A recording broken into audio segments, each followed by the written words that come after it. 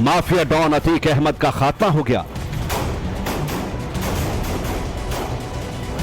लेकिन खात्मा नहीं हुआ तो उसकी काली कमाई के ठिकानों का। गैंगस्टर अतीक के ऐसे ही एक ठिकाने पर अब चलने वाला है बाबा का बुलडोजर। मिट्टी में मिलाने का काम करेंगे।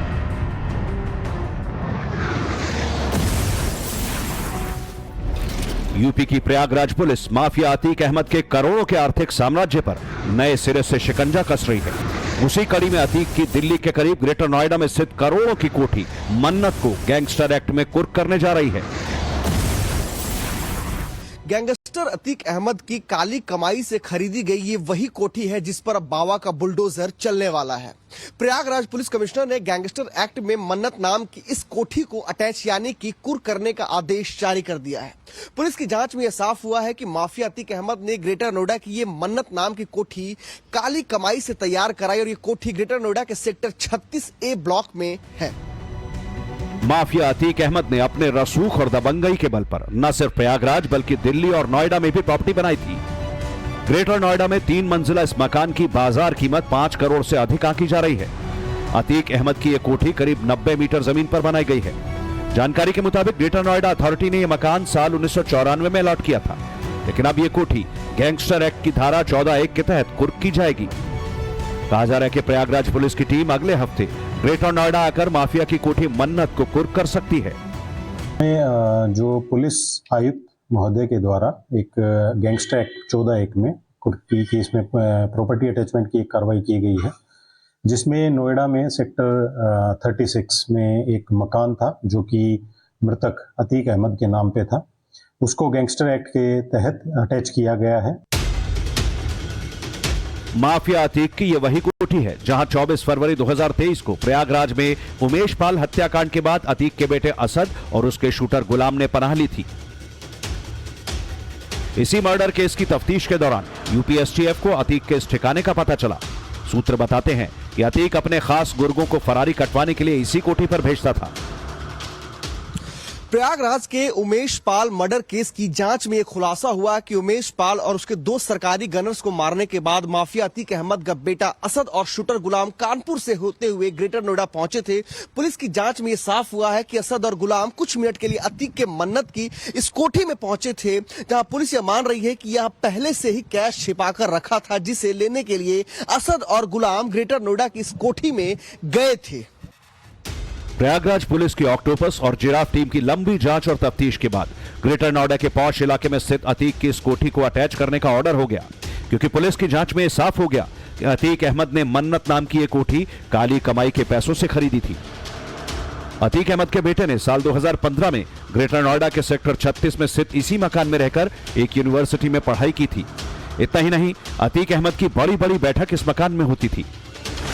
जब अतीक अहमद की हत्या की गई तो यह सेक्टर सुर्खियों में आ गया था। अब यूपी पुलिस ने अतीक के इस घर के हर एक कमरे की तलाशी लेने के बाद इसे सील कर दिया है। फिलहाल अतीक के पूरे खानदान पर भी पुलिस का शिकंजा कसा हुआ है। सभी के खिलाफ कुर्की जब्ती की कार्रवाई चल रही है। अतीक की बहन आयशा नूरी के घर की कुर्की हो चुकी है। आयशा पर अतीक के बमबाज गुड्डू मुस्लिम को शरण देने का आरोप है। अतीक के भाई अशरफ की बीवी जैनब का आलिशान बंगला प्रयागराज पुलिस पहले ही कुर्क कर चुकी है। प्रयागराज के सल्लापुर स्थित मकान से गृहस्थी का सारा सामान कुर्क कर पुलिस ट्रक पर लाद कर ले गई थी और अब ग्रेटर नोएडा में भी डुगडुगी बजाकर मुनादी कराई जाएगी और फिर अतीक की मन्नत कोठी को कुर्की करने की कार्रवाई होगी। जल्द ही ढोल नगाड़ा पिटवाकर अतीक के इस मन्नत को कुर्क कर दिया जाएगा। लेकिन बताया भी जाता है कि नोएडा की इस कोठी से अतीक के सपने जुड़े हैं। बताया जाता है कि कुख्यात अतीक अहमद ग्रेटर नोएडा में स्थित अपने घर को शाहरुख खान के घर की तर्ज पर बनाना चाहता था। इसी वजह से अतीक अहमद ने घर का नाम मन्नत रखा था। दरअसल बॉलीवुड एक्टर शाहरुख खान के मुंबई वाले घर का नाम भी मन्नत ही है। अतीक अहमद चाहता था कि इस घर को शाहरुख खान के घर की तरह आलीशान और लग्जरी बनाया जाए। फिलहाल अतीक के ग्रेटर नोएडा वाले सपनों के इस घर को पुलिस ने सील कर दिया है और अब इस पर बाबा का बुलडोजर कभी भी चल सकता है।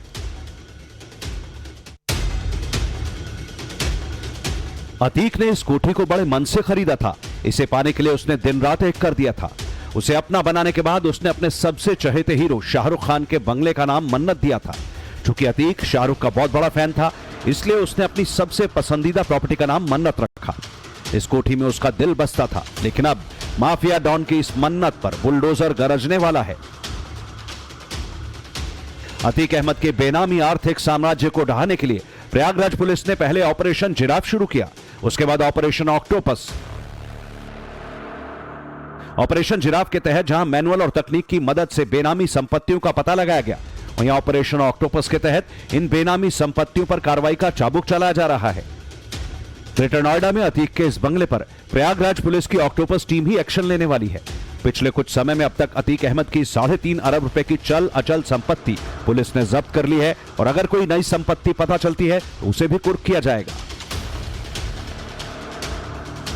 ये जो कार्रवाई हुई है वो ये गैंगस्टर एक्ट 14(1) के तहत की गई है। अन्य जो संपत्तियां हैं उनके बारे में भी जानकारी की जा रही है। इसमें पहले भी पुलिस के द्वारा करोड़ों में जो प्रॉपर्टी है वो अटैच की गई है, और ये कार्रवाई निरंतर पुलिस के द्वारा जारी रहेगी। ग्रेटर नोएडा में अतीक की कोठी पर बुलडोजर एक्शन के बाद अब प्रयागराज के पूरा मुफ्ती क्षेत्र के सल्लापुर में जैनब के इस अवैध बंगले पर बुलडोजर गरजेगा। माफिया अशरफ की बीवी जैनब ने वक्फ की जमीन पर अवैध ढंग से मकान बनाया, जिसे पिछले साल दिसंबर के महीने में प्रयागराज पुलिस ने कुर्क किया। 3 मंजिला मकान में बेडरूम और ड्राइंग रूम में ऐसे शानदार फर्नीचर और लाइटिंग जिसे देखकर पुलिस वाले हैरान थे। जैनब के आलिशान बंगले में किचन और बाथरूम में किसी 5 स्टार होटल जैसी सुविधाएं थी, और कबर्ड में इलेक्ट्रॉनिक सेंसर वाले लॉकर थे ताकि कोई और उसे खोल नहीं पाए। रंगदारी के पैसे और कब्जाई गई जमीन पर बाहुबली अतीक के भाई अशरफ ने यह आलिशान बंगला खड़ा किया। रंगबाजी से बनाई दौलत को माफिया अशरफ ने इस मकान में खर्च किया। पीछे दूर तक फार्म हाउस जैसा नजारा।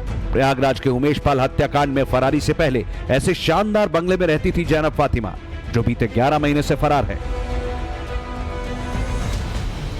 फरारी से पहले जैनब और उसके बच्चे इसी आलिशान बंगले में रह रहे थे, लेकिन प्रयागराज पुलिस जैनब फातिमा के इस आलिशान बंगले को अब जमींदोज करने वाली है। समझिए कैसे सियासी संरक्षण में माफिया अतीक और उसके भाई अशरफ ने अपने काले साम्राज्य को कैसे बढ़ाया। लाख या करोड़ नहीं, अरबों की संपत्ति इकट्ठा की। उनका पूरा परिवार सालों तक ऐशो आराम की जिंदगी जीता रहा। लूट के पैसे से यह माफिया फैमिली अपने सारे शौक पूरे करती रही। अतीक के घर में महंगी कारों का पूरा काफिला होता था। बड़े बड़े बंगले, फार्म हाउस, अपराध की दुनिया ने अतीक के परिवार के पास सब कुछ पहुंचा दिया। लेकिन वो कहते हैं ना, समय का पहिया कब घूम जाए कहा नहीं जा सकता।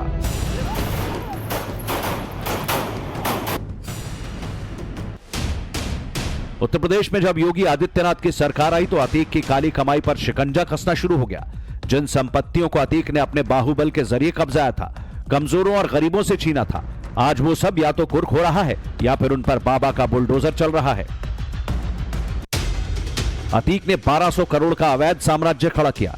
इनमें ज्यादातर संपत्तियां कब्जा करके हासिल की गई थी, लेकिन साल 2020 के बाद से ही उसकी उल्टी गिनती शुरू हो गई।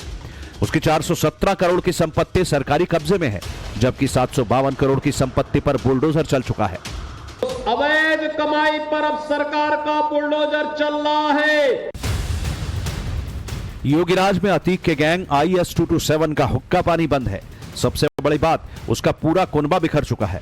लेकिन उत्तर प्रदेश के इस माफिया के पास कुबेर के खजाने से भी ज्यादा खजाना है, जो खत्म होने का नाम नहीं ले रहा। एक के बाद एक छिपी हुई प्रॉपर्टी और वेल्थ सामने आ रही है।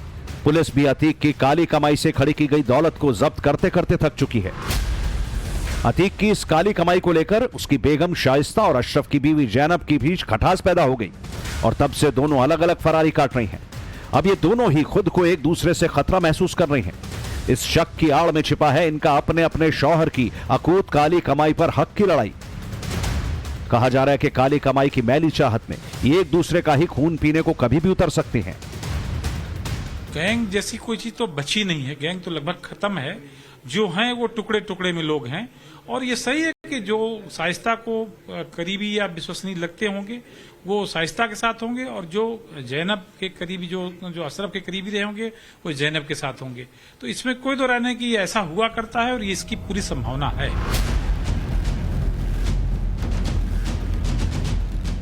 यूपी पुलिस के मुताबिक अब भी राज्य के कई इलाकों में अतीक की संपत्ति है। उसके करीबियों और रिश्तेदारों से इस सिलसिले में लगातार पूछताछ हो रही है। माना जा रहा है कि अतीक की पत्नी शाइस्ता के गिरफ्तार होने के बाद भी कई और संपत्तियों का खुलासा होगा। लेकिन अतीक अहमद और अशरफ की हत्या के बाद अब शाइस्ता परवीन लेडी डॉन बन चुकी है। 11 महीने से ज्यादा का वक्त बीत चुका है। यूपी पुलिस और एसटीएफ फरार शाइस्ता को पकड़ नहीं पाई। यही हाल अतीक के भाई अशरफ की बीवी जैनब का भी है।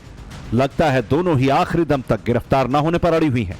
अब तक इनके ना तो सरेंडर होने और ना ही गिरफ्तार किए जाने से इनके इरादे साफ हो चुके हैं कि ये दोनों अतीक और अशरफ की काली कमाई को ठिकाने लगाने की फिराक में हैं।